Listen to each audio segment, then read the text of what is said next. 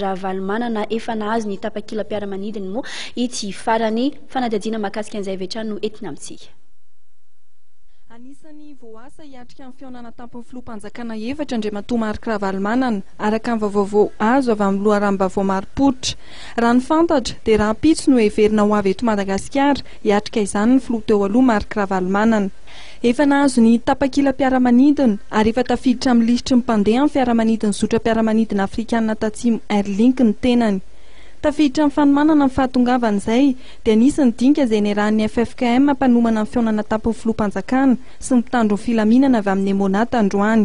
Anisany natsoina niatrika izany ireo tompon'andraikitra voalohan'ny fitandrona ny filaminana eto amintsika izay voatery niala ny filan-kevitry ny gouvernemanta izay nitanterahana teny amin'ny lapany Mahazoarivo.